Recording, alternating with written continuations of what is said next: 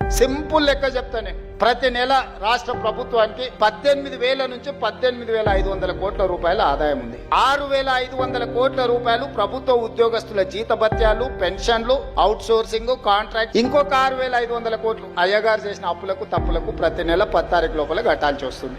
బ్యాంకులు, రిజర్వ్ బ్యాంకులు పడంగానే వాళ్ళే గుంజుకుంటారు, నన్ను అడగను కూడా అడగారు. ఇది ఒక డబ్బాన ఆదాయం. ఇందులో ప్రతి రూపాయి పడంగానే 1 తారీఖు నుంచి 10 తారీఖు లోపల ఈ అప్పులు ఇచ్చిన బ్యాంకులు రిజర్వ్ బ్యాంకు నుంచి అటే తీసుకొని పోతారు. 6,500 అటు పోయినాయి, 13,000 కోట్ల రూపాయలు అయిపోయినాయి. ఇక నా దగ్గర ఎంత మిగిలిందా అంటే 5,000 నుంచి 5,500 కోట్లు. రాష్ట్రం దివాలా తీసిందని బయటికి చెప్తావా నువ్వు అంటాడు. నిజం మాట్లాడడం చాలా కష్టం. కాబట్టి ఒక రకంగా రేవంత్ రెడ్డి గారిలో ఉందంటే ఒక బోలాతనం మనసులో ఉన్నది నిజాయితీగా కొన్నైనా ప్రజలకు చెప్పేసి ఆ రూపంలో ప్రజల మనోభిప్రాయాలని కూడగట్టడం, వాళ్ళ ఆలోచనను కూడగట్టడం, మరి రాష్ట్ర భవిష్యత్తు ఎట్లా అనే ఆలోచన పెంచడం ప్రయత్నం జరగాలి. ఆ ప్రయత్నం చేస్తున్నందుకు ఆయన అభినందిస్తున్నాం. తెలంగాణ ఏర్పడ్డప్పుడు 2014లో ఈ దేశంలో అతి ఎక్కువ రెవెన్యూ మిగులున్నటువంటి రాష్ట్రం. 14వ ఆర్థిక సంఘం 1,16,000 కోట్ల రూపాయలు మిగులున్నట్టుగా అంచనా వేశారు 5 ఏళ్ల కాలంలో. అలాంటి రాష్ట్రం ఈవేళ ఆ మిగులును పూర్తిగా కోల్పోయింది. కొన్ని సంవత్సరాలు లోటుకు వస్తోంది, రెవెన్యూ లోటు కూడా, రోజువారీ ఖర్చులకు కూడా చాలక.